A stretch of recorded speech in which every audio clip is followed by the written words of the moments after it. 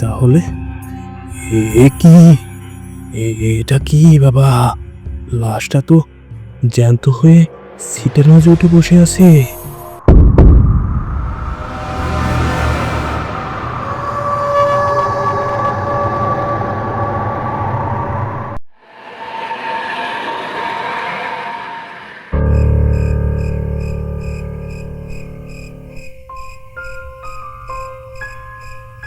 বটতলা, পলাশপুর, এখন হিজলতলি গ্রাম। পরপর 3টি বাজারে ঘুরে এলাম, কিন্তু একটা যাত্রীও নসিবে জুটল না। অন্যদিকে আজ মায়ের জন্য ওষুধ নিতে হবে, সে টাকাটাও জোগাড় হয়নি। কি যে করব কিছু ভেবে পাচ্ছি না।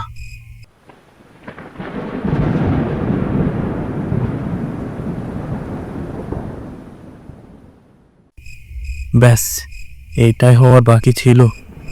আকাশ যেভাবে গর্জে উঠছে তাতে তো মনে হচ্ছে 1,001 পয়সাও কামাতে পারবো না। যাক, আল্লাহ ভরসা।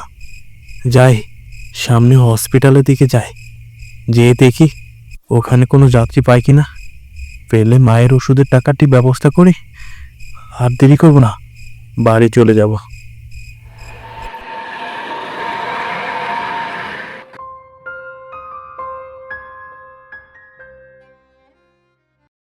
এ কি অবস্থা? আশেপাশে তো কোনো গাড়ি ঘোড়াই নেই। এই জন্যই এই হসপিটাল এলাকাটা আমার পছন্দ নয়। যেই সন্ধ্যা নেমেছে, আশেপাশে থেকে সমস্ত গাড়ি ঘোড়ায় চলে গেছে। কি করবো এখন? এত রাতে বাসায় কিভাবে পৌঁছাবো?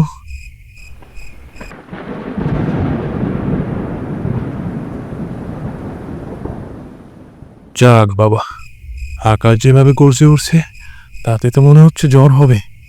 বিপদ মনে হয় আরো ঘনিয়ে আসছে। আশেপাশে তো কোনো গাড়িই দেখছি না।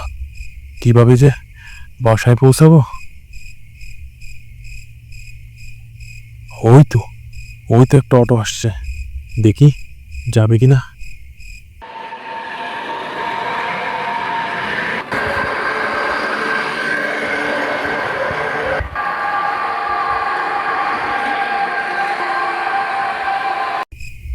এই অটো।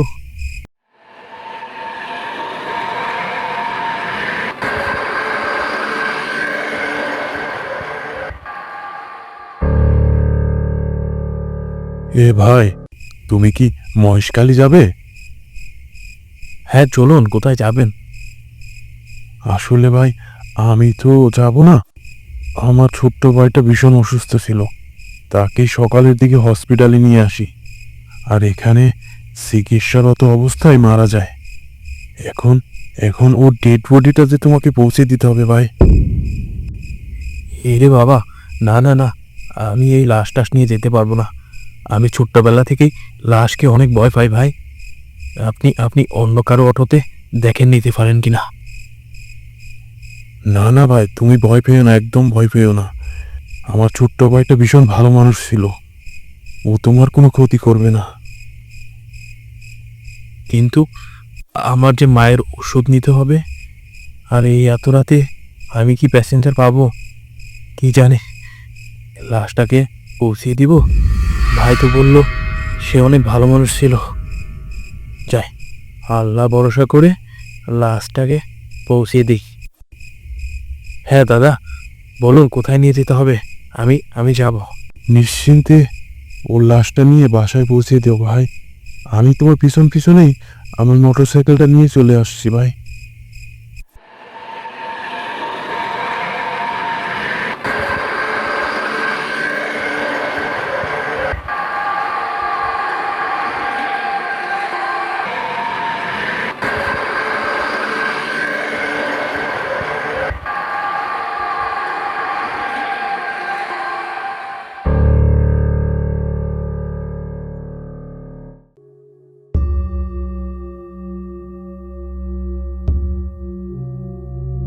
এই গাড়িটা আবার কি হলো? গাড়ির ইঞ্জিন তো ঠিকই চালু আছে, তাহলে গাড়ির সামনের দিকে এগোচ্ছে না কেন? যাই, নিচে নেমে দেখি তো চাকার নিচে কিছু একটা পড়েছে কিনা।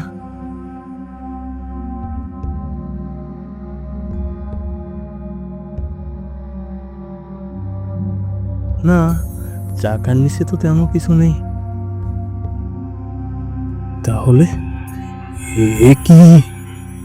এটা কি বাবা? লাশটা তো জ্যান্ত হয়ে সিটের মাঝে উঠে বসে আছে। এটা আমি কি দেখছি? আমার হাত পাও কিরকম যেন ঠান্ডা হয়ে আসছে। আমি মনে হচ্ছে জমে যাচ্ছি।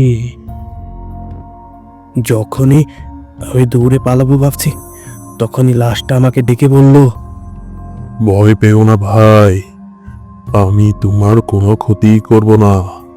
ভাই, তুমি আমার একটা ছোট্ট সাহায্য করবে। তুমি আমার এই লাশটাকে থানার বড়বাবুর কাছে নিয়ে জমা দিয়ে এসো। আর আমি তোমাকে কিছু কথা বলছি, সে কথাগুলো তুমি বলে আসবা, তাহলেই হয়ে যাবে। এ ভাই, তুমি তুমি তুমি কি বলছো? তোমাকে এই অবস্থা দেখার পর আমি কি করব সেটাই ভেবে পাচ্ছি না। আর তোমার কি সাহায্য করবো ভাই, আমি বলো। তাহলে দাঁড়াও, তোমাকে বলছি। আমরা দু ভাই, মা বাবা আমাদের ভীষণ আদর করতো, কিন্তু আমার এই বড় ভাইটা ছোট্টবেলা থেকেই অনেক বেশি অহংকারী আর লোভী ছিল। সে চাইতো না আমার জীবনে কিছু একটা করি, সেজন্য আমাকে ভালোভাবে লেখাপড়াও করতে দেয়নি। সেজন্য মা বাবা তাকে পড়াশোনা করিয়েছে। আর বাবা মারা যাওয়ার সময় আমাদের সম্পত্তির বেশিরভাগ অংশটুকুই আমার নামে লিখে দিয়েছিল, কারণ আমি যে লেখাপড়া করতে পারিনি তার জন্য।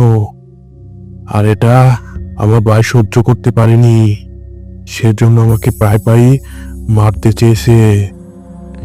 কয়েকদিন যাবৎ আমাকে মারার জন্য সে অনেক পরিকল্পনা করেছে। আজ সকালে খাবারের মাঝে বিষাক্ত পদার্থ মিশিয়ে আমাকে হিম করে ফেলে, আর হসপিটালে নিয়ে আসে নাটক করে। আর তাতেই আমার মৃত্যু হয়ে যায়।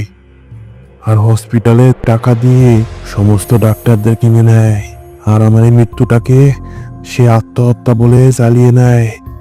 এখন ভাই, তুমি থানার বড়বাবুকে আমার লাশটা দিয়ে আমার এই কথাগুলো বলবে।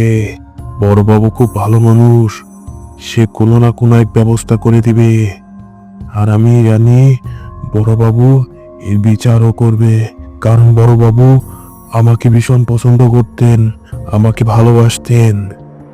তুমি ভাই এই ছোট্ট উপকারটুকু আমার জন্য করো ভাই, না হলে আমার আত্মাতে কোনোদিন শান্তি পাবে না ভাই। ছেলেটির কথা বিশ্বাস করে আমি থানার দিকে চলতে শুরু করলাম।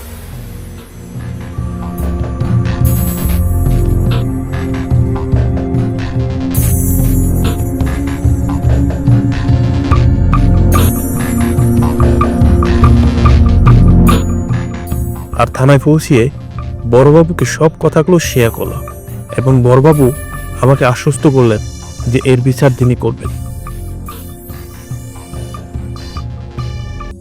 পরক্ষণে আমি আমার অটো নিয়ে আমার বাড়ির পথে চলতে শুরু করলাম।